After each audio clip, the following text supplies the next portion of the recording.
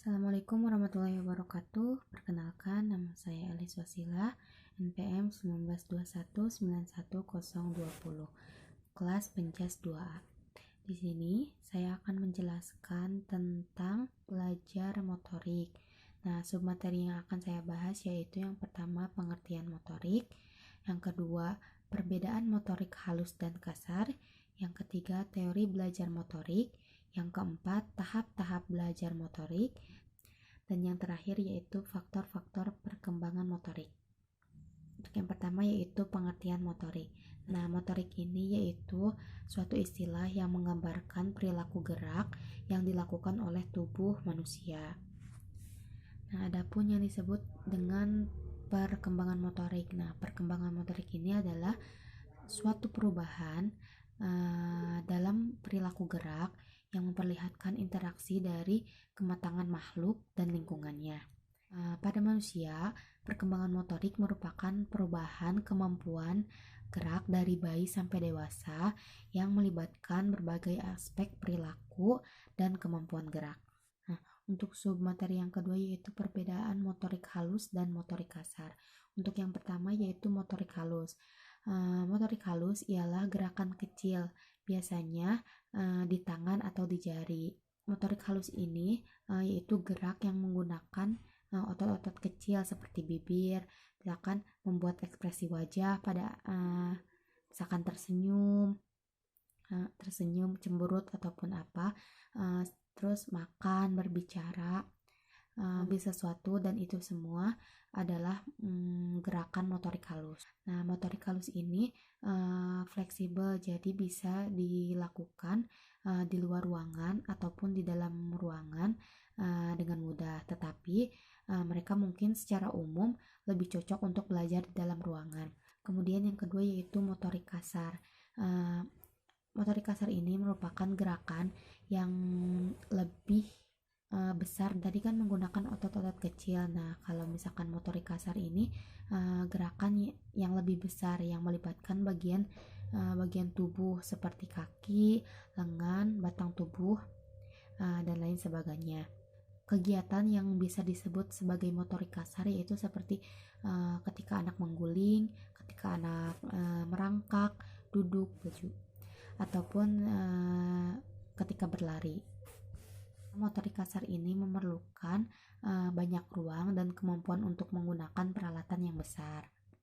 Kemudian submateri yang selanjutnya yaitu teori belajar motorik. Nah, pada dasarnya belajar gerak atau motor learning merupakan suatu proses belajar yang memiliki tujuan untuk mengembangkan berbagai keterampilan gerak yang optimal secara efisien dan efektif.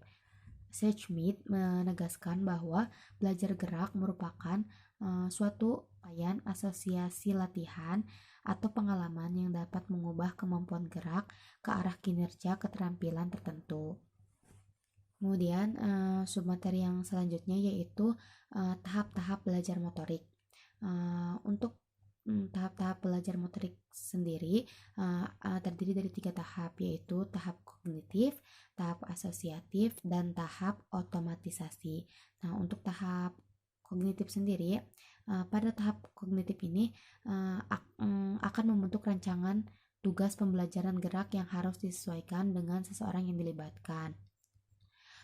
Pemahaman akan gerak terhadap seseorang diarahkan pada persoalan seberapa jauh seseorang sudah mengenal keterampilan yang diajarkan. Kemudian yang kedua yaitu tahap asosiatif. Tahap asosiatif ini adalah di mana seseorang mampu memberikan rangsangan yang baik dari informasi untuk mendeteksi dan memperbaiki gerak yang salah ketika melakukan penampilan. Jadi ketika pada tahap kognitif itu dia baru mengenal suatu rancangan gerak. Kemudian pada tahap asosiatif ini dia bisa memperbaiki kesalahan dari gerak yang ia lakukan sebelumnya. Aspek dan pola gerakan yang terpenting dilakukan oleh seseorang adalah melakukan pengulangan latihan yang konsisten terhadap gerak-gerak yang dianggap mampu memberikan potensi perubahan dalam aktivitas tahap belajar gerak. Tahap asosiatif ini, masalah pemahaman akan gerakan mampu dipecahkan melalui konsisten latihan. Jadi dia bisa memperbaiki hal yang dianggap salah menurut dia uh, setelah latihan-latihan yang ia lakukan pada tahap asosiatif ini. Jadi dia bisa memperbaiki kesalahan yang dia lakukan pada tahap kognitif. Kemudian tahap yang selanjutnya yaitu tahap otomatisasi. Nah, tahap otomatisasi ini adalah mencakup tahapan capaian gerak yang efisien setelah seseorang melalui proses latihan atau proses pada tahap asosiatif itu yang berulang-ulang secara sistematis. Pada tahap otomatisasi ini, seseorang tidak lagi menguras tenaga dan pikiran untuk bagaimana membentuk pola gerakan, karena di dalam otaknya itu sudah terbentuk bagaimana dia melakukan suatu gerak ini, karena dia sudah mengetahui cara-cara yang benar, tahapan-tahapan yang benar untuk melakukan suatu pola gerak. Sehingga di dalam tahap otomatisasi ini sangat sedikit sekali kesalahan-kesalahan gerak yang dilakukan seseorang. Kalaupun misalkan seseorang itu pada tahap otomatisasi ini melakukan kesalahan, maka orang tersebut akan cepat mengevaluasi gitu secara cepat dan langsung bisa menyempurnakan gerak yang baik. Materi yang selanjutnya yaitu faktor-faktor yang mempengaruhi perkembangan motorik. Nah, dalam prosesnya tentu saja perkembangan motorik ini ada pengaruh dalam proses perkembangannya. Nah, untuk faktor yang pertama yaitu faktor yang berasal dari individu itu sendiri. Dalam faktor ini ada beberapa hal yang bisa mempengaruhi, yaitu yang pertama yaitu arah perkembangan. Di masa depan tubuh akan berubah dan mengikuti dua pola, yaitu cephaloccaudal atau terjadi rangkaian di mana pertumbuhan tercepat selalu di kepala. Seperti contohnya seorang anak lebih cepat bisa melihat objek daripada memegang misalnya. Kemudian pola kedua yaitu proximodistal. Nah, pada pola ini rangkaian pertumbuhan yang dimulai dari pusat tubuh dan bergerak ke arah tangan dan kaki. Contohnya kendali otot tubuh dan lengan lebih dulu sebelum kendali tangan dan jari.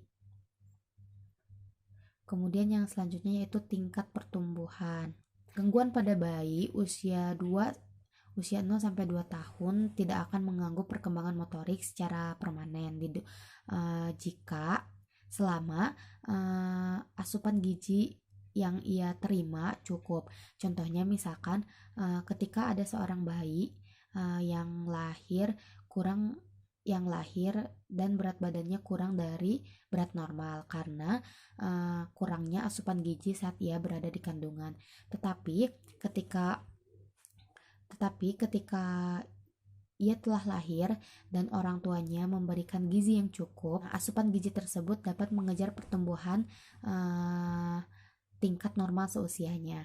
Tetapi sebaliknya, jika asupan gizi yang diberikan oleh ibu ketika anak itu sudah lahir minimal 2 tahun setelah ia lahir, maka bayi tersebut tidak bisa mengejar pertumbuhan.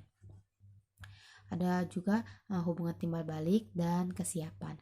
Kemudian faktor yang kedua yaitu faktor yang berasal dari lingkungan. Nah, faktor ini ada 3 penyebabnya, yaitu yang pertama ikatan antara orang tua dan anak, merangsang pengalaman serta emosional. Kemudian faktor yang ketiga yaitu faktor yang berasal dari penugasan fisik. Nah, faktor yang berasal dari penugasan fisik ini bisa terjadi karena misalkan contohnya bayi lahir prematur, terus gangguan pola makan. Nah, seperti contohnya obesitas. Tentunya obesitas ini akan mengganggu proses pertumbuhan motorik anak, sehingga anak tersebut ketika dia mengalami obesitas, maka perkembangan motorik atau perkembangan gerak yang ia lakukan sangat terbatas karena dia kelebihan dari berat badannya sehingga dia kesulitan dalam melakukan geraknya. Kemudian yang selanjutnya tingkat kebugaran. Ketika tingkat kebugaran kita maksimal atau tingkat kebugaran kita baik dalam tubuh kita, maka hal tersebut sangat akan membantu proses pertumbuhan perkembangan motorik sehingga perkembangan motorik yang terjadi akan berlangsung dengan cepat. Sebaliknya, jika kebugaran tubuh kita lemah, maka hal tersebut akan mempengaruhi atau menghambat proses perkembangan motorik. Mungkin cukup sekian pemaparan materi dari saya. Terima kasih. Wassalamualaikum warahmatullahi wabarakatuh.